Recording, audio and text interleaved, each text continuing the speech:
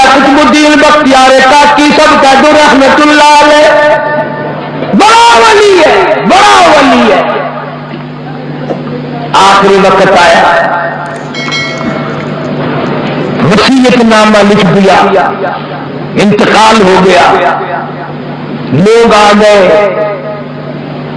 اتنا اچھا زمانہ تھا، مولانا مناظر احسن گیلانی رحمت اللہ علیہ نے لکھا ہے کہ خواجہ قطب الدین کا جنازہ پڑھنے کے لیے جو مجمع آیا ہوا تھا اس میں کم سے کم 15,000 محدث تھے، 50,000 قاری تھے، 80,000 ناظر قرآن پڑھنے والے تھے۔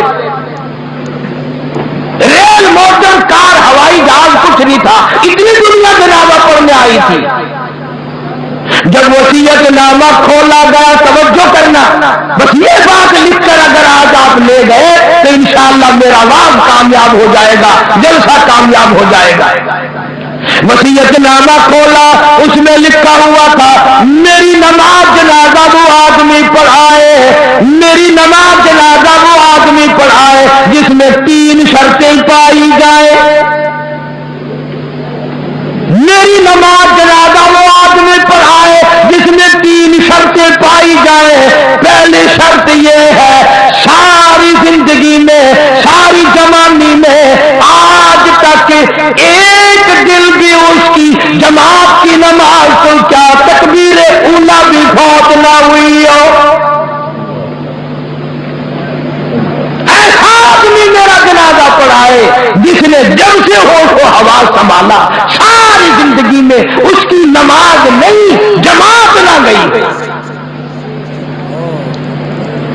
پہلی شرط تو یہ، اور دوسری شرط یہ ہے میری نماز جنازہ وہ آدمی پڑھائے جس کی ساری زندگی میں کبھی تہجد کی نماز قضا نہ ہوئی ہو۔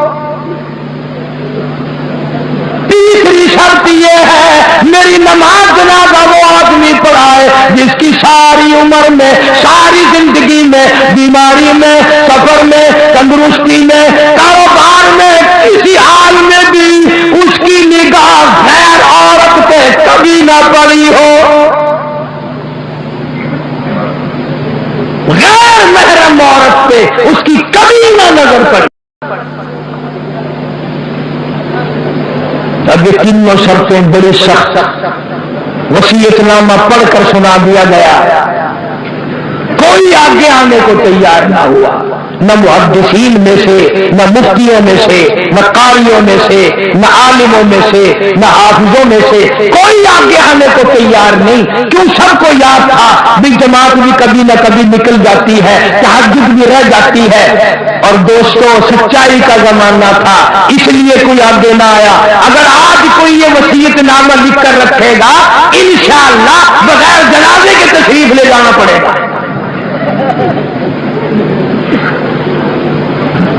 اگر آج کل ایسا وصیت نامہ بھی لکھو گے، ایسا ملا آگے آئے گا جس نے کبھی فرض بھی نہیں پڑے، وہ کہے گا چلو چھوڑو یار، اور بھی اخبار میں فوٹو تو آ گیا۔ تینوں شرطیں بڑی سخت، خواجہ قطب الدین بختیار کاکی رحمت اللہ علیہ کی لکھی ہوئی شرطیں۔ صبح سے لے کر شام ہو گئی، عصر کا وقت آ گیا، جنازہ رکھا ہوا ہے، خلقت خدا کی آئی ہوئی ہے، نہ کسی میں یہ شرطیں پائی جائیں، نہ کوئی جنازہ پڑھائے۔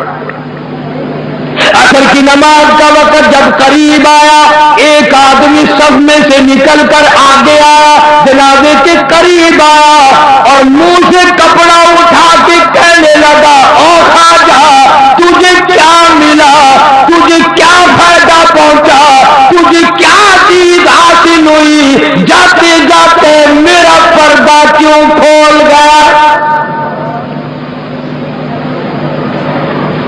آج تک میرے رب کے سوا، تیرے سوا کوئی نہیں جانتا میں کیسا ہوں، آج تو نے میرا راز کھول دیا، میں سمجھتا ہوں کس کو لکھ کے گئے ہو، کس سے جنازہ پڑھوانا چاہتے ہو، مجھے پتا چل گیا تھا پر میں اپنے آپ کو چھپانا چاہتا تھا۔ او خواجہ مجھے دنیا میں کیوں जलील कर दिया।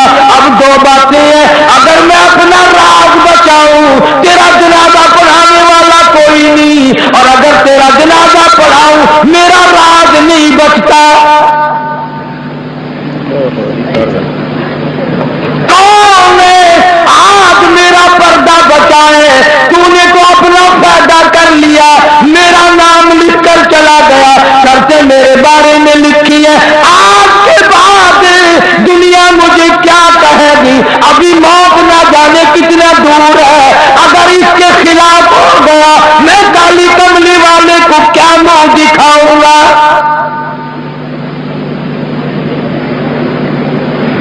सफे बनवाई, जनाजा पढ़ा दिया। और पिशावर के लोगों, तुम में लिखे पढ़े लोग भी होंगे, मैं तारीख की तरफ से जिम्मेदारी से कहता हूं, किसी ने एतराज नहीं किया कि तेरे अंदर ये शर्तें नहीं पाई जाती। अब जिसने जनाजा पढ़ाया, तुम ये सोच रहे होगे कि पता नहीं किस खानका का वली होगा, कौन मुफ्ती होगा, कितना बड़ा पीर होगा, कितना बड़ा बुजुर्ग होगा, खुदा जाने पहाड़ों में रहता होगा। नहीं, उसी वक्त में जब ये ख्वाजा का इंतकाल हुआ है, फौत हुए हैं, उसी वक्त का हुक्मरान दिल्ली के तख्त पे बादशाह करने वाला ख्वाजा शमसुद्दीन अलतमश था।